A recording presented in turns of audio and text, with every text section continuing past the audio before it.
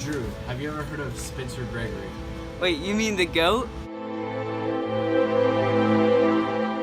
Do you know who Spencer Gregory is? Spencer Gregory? You say Why? Spencer Gregory? Spencer Gregory is the greatest Spencer ever. Gregory is the greatest of all time.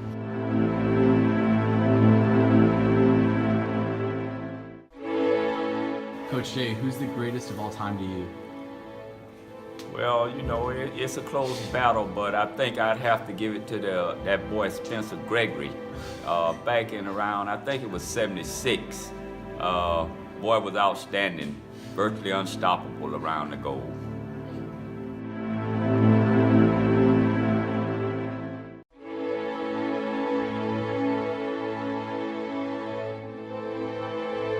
In Ames, Iowa, on November 3rd, in 1950, a legend was born. A baby boy that many knew was going to do something great one day. His name was Spencer Gregory. Spencer had his struggles at the beginning of life. He was different from other kids, and he did not have the same interests as kids his age. But by the age of 11 years old, Spencer's parents wanted him to start a sport, so he picked up a basketball. Spencer immediately fell in love with the game, so he would walk 2 miles every day to the park just so he could get a decent competition. Working hours each day to get better and better, his only goal in life was to be the best. When his parents noticed how special he could be, he joined the local YMCA team. There he would learn the value and fundamentals of basketball. That was when he was truly able to separate himself from the rest. And by his senior year of high school, Spencer averaged 34 points per game, 41 rebounds, and 21 assists. After earning dozens of D1 scholarships from the top programs in America, Spencer decided to take his talents to Brooklyn, but not to play college basketball, but instead to play in street ball tournaments so he could provide for his family. This is when Spencer changed the sport of basketball. Spencer joined a team of 4 high-flying talented hoopers, including a young gifted baller named Drew. Together, they were unstoppable. People would come from all over America just to see one game. And this is when he earned the nickname, The Show. This team finished with an astonishing record of 101 wins and 0 losses. Spencer's elite ball handling and show-stopping dunks were unmatched on the court.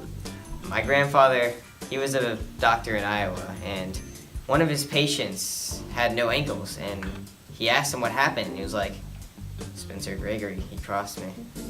My grandpa never forgot that day. So my grandpa once told me when I was younger, he was walking in the park and he saw Spencer Gregory, and he was telling me about how he came and played basketball with him in the park, and he dropped like 600 that game in a 2-minute period. I remember playing street ball with Spencer Gregory, and what we'd always do was we'd wait for him to show up at the courts, and everybody wanted to get on his team. So we'd always be waiting for Spencer to walk up, and we'd always join his team so that we knew we'd be on the court the whole day. But in 1975, Spencer's whole life changed when he was contacted by the Seattle Supersonics. With the need for a quick and flashy small forward, Seattle knew that Spencer was their guy. Coming into the league as a 25-year-old rookie, Spencer was a proven all-star. He was unstoppable. He was even able to hold his own against future Hall of Famer and MVP Kareem Abdul-Jabbar. I heard about Spencer Gregory from my dad. Watched him growing up.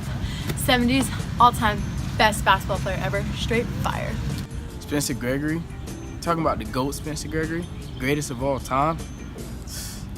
True inspiration, man. He once dropped 70 points, 47 steals, and 24 assists in one game in 6-minute quarters. You could look it up, but the scorekeeper died right after the game. He even won the 1976 dunk contest with the most memorable dunk in NBA history. Yeah, Spencer Gregory. Yeah, I remember him. He played for the Sonics, right?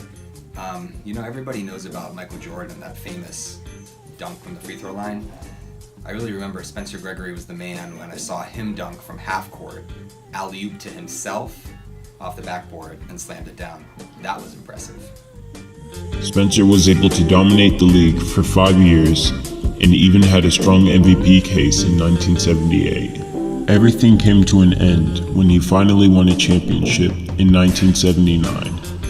But sadly, his career ended in his last game of the championship when he tore his ACL and snapped his meniscus in both knees while attempting a 360 dunk from half court. After his basketball career ended with his tragic leg injury, Spencer's legacy didn't stop there. He worked closely with Michael Jackson and even got 3 Grammys with him. He always wanted to pursue music, and it was the perfect time for him to do it. But Spencer always knew his purpose in life was to play basketball. But since he wasn't able to do that, he moved to Chicago and mentored a young boy named Dwayne Wade. Dwayne Wade is now one of the greatest shooting guards to ever play and is a future Hall of Famer. He also mentored and had a very close relationship with a young hot-headed point guard named Derrick Rose. Spencer even came out of retirement in 2012 and signed a 10-day contract just so he could play with Derrick. But sadly, on December 24th, on 2015, Spencer's life came to an end when he died in a car accident. This was a tragic loss for the world. But although he is gone, his legacy will live on through his grandson, Zion Williamson.